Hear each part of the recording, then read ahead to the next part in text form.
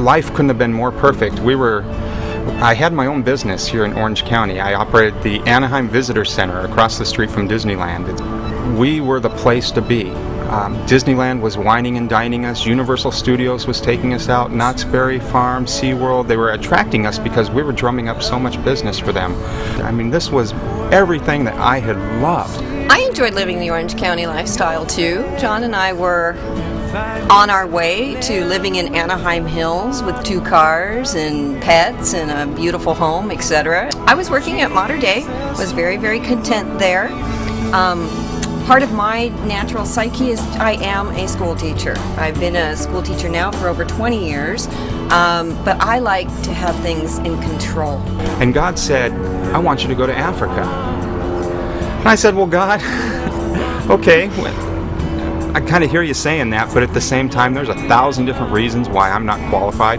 I know nothing about being a missionary. I've never been to Bible school. I barely go to Sunday school. And now you want me to go out to Africa? 2 months later, I'm walking down the stairway on the runway in Bamako, Mali in West Africa, and just kind of looking and say, God, this wasn't supposed to happen. Perhaps you didn't hear my lack of qualifications. I'm not a missionary. I'm just an ordinary guy. And yet he worked with that. And he put me in a behind-the-scenes position in Africa where I was helping missionaries with their computers and doing different work for them. And I was very content with that. In fact, when we got to the mission field, I made a list for God.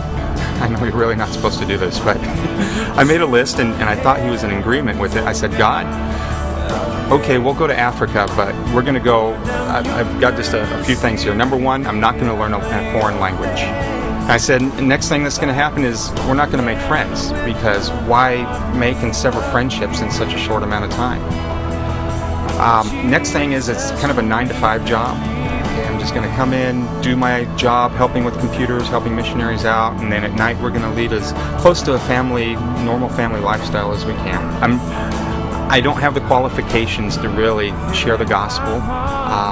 I don't want to do any kind of evangelism events. I'm not going to help out in discipleship, so I'm going to help missionaries to do that, and that's what we're going to do. We're going to help missionaries, but we really don't want to be involved in it ourselves. And then God started kind of throwing little things at us, and the next thing you know, I was talking with people on the street, and they were teaching me Bambara, the local language that's spoken in Mali.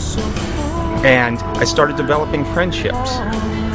When we were in Mali the first year, they had these soccer games going on, and I saw that the Africans really liked the soccer games, but not a lot of people had a TV to show them. So the house we were staying in had a TV, and we took our TV downstairs and put it in front of our house and let people come over and watch the soccer games on our TV.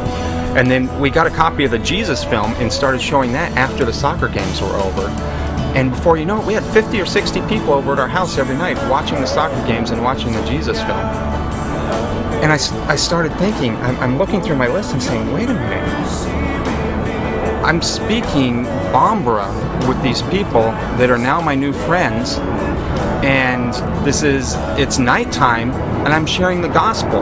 God, you violated every one of those things on my list. What's up here? And he started giving me a desire to do it more and more and more. And these limitations I'd built for myself, God just completely tore down. The things that used to matter to me didn't matter anymore. And so one of the best things that God has taught me in being on the mission field is humility and depending on him. And I don't have to have control of the situation. In fact, it's a big relief not to anymore. And there's a lot of peace and joy coming from just surrendering what you do to the Lord every day.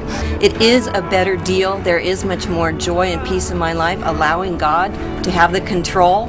So I am just very, very thankful that God plucked us out of our Southern California comfort zone and put us somewhere where we just didn't have a choice but to depend on him. It's been amazing to see what God can do, because we're not taking responsibility for it. We're not doing it. We've just made ourselves available to him. And he's been doing amazing things.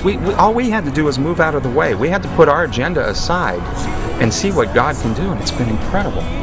This last year in Mali, this is 7 years later, we had another big soccer tournament, and this time I had the ability to show it on a big screen with a projector, And when we showed the soccer games and Jesus film this time, we had 300 to 400 people each night outside of our house. And I just look at that in awe and saying, God, how did this happen? How did you take somebody that made a list of ways that I don't want to serve, things that I don't want to do, and take me gently by the hand, step by step, and take me from what I thought was an ideal, prosperous lifestyle in one of the most beautiful parts of the world, and take me to another part of the world and show me how things can be even better.